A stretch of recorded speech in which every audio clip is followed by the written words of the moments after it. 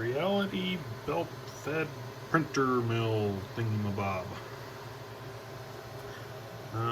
Here's just a quick review that I got of it so far.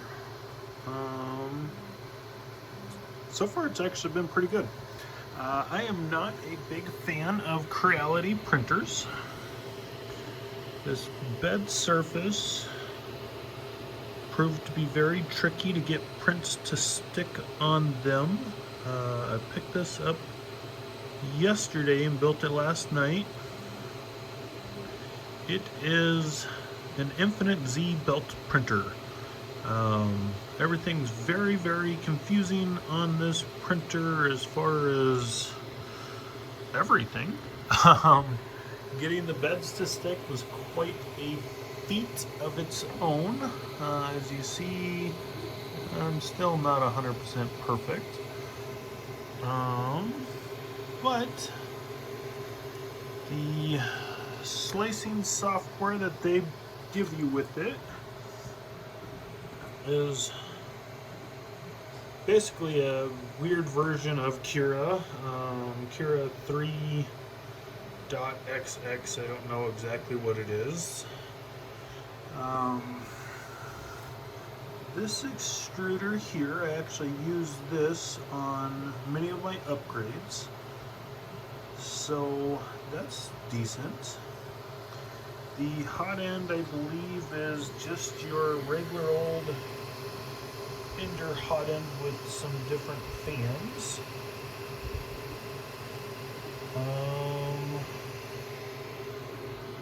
It's 24 volt with a 32-bit board. I don't know what this is doing here. This is what I wanted to get on camera. It kind of just makes this weird noise, stops, and then starts printing again. So I gotta track that down. I've done a few prints already with it. So this is off of their test, or off of their SD card. Really not awful. You can kind of see those layer lines are at that 45-degree angle. Not a very good bed adhesion there.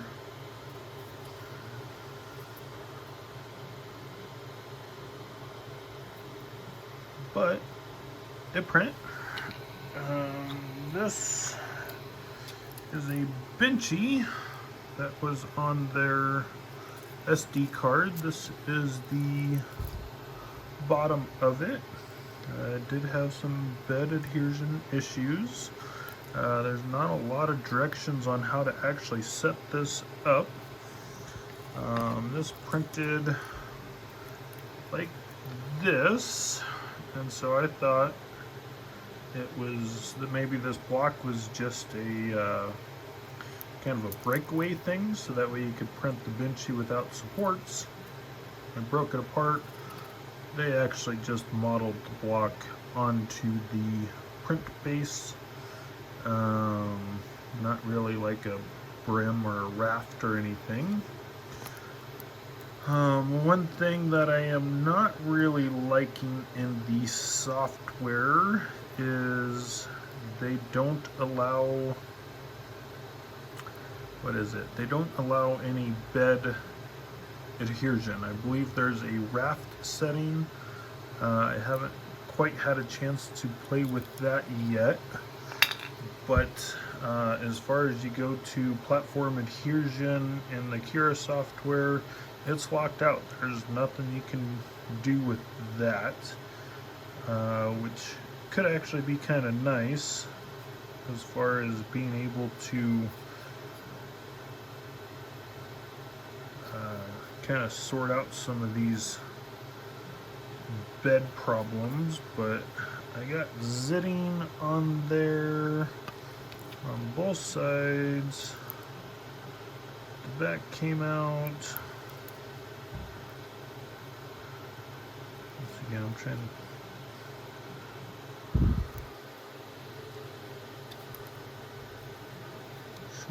get up in there. So there's kind of the roof, if you can see it. Definitely decent.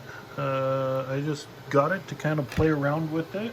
I actually missed the Kickstarter, but somebody got one locally and they didn't want it, and so they sold it.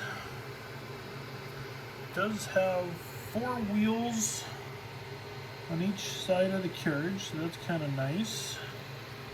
Your standard kind of, well, it's got 4 wheels for the X carriage as well, which is nice.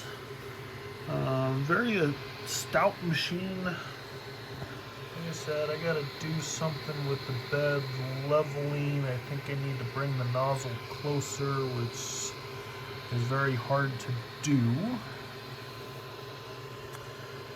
Very long Bowden tube. I noticed their settings have a 8mm retract, so that's kind of a lot. I am noticing that there's actually a lot of room up here, so maybe in the future I will be designing, or somebody will design a direct drive option for this, which would be very, very nice. I know Micro Swiss has one that I believe kind of bolts right up on these plates, so that'll be nice. For now it's stock. Here's a little test cube I did. This one I put support in.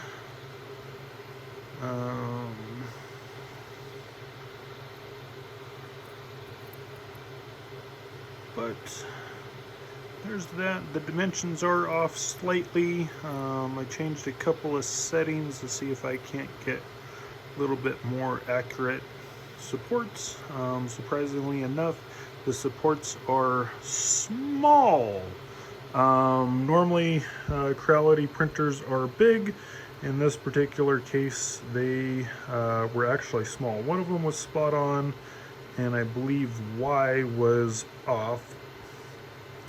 So adjusting the steps per millimeter on that's going to be,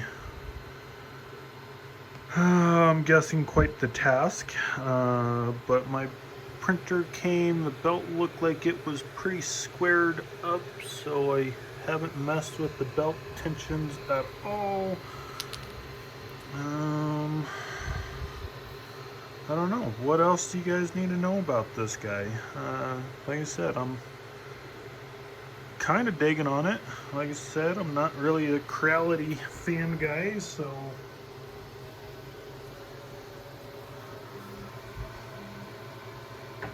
if I had much criticism, I would definitely tell you. Watch the cables if you got one, or you got one coming in. Watch this cable when you're assembling it. Make sure it's on the outside, not on the inside.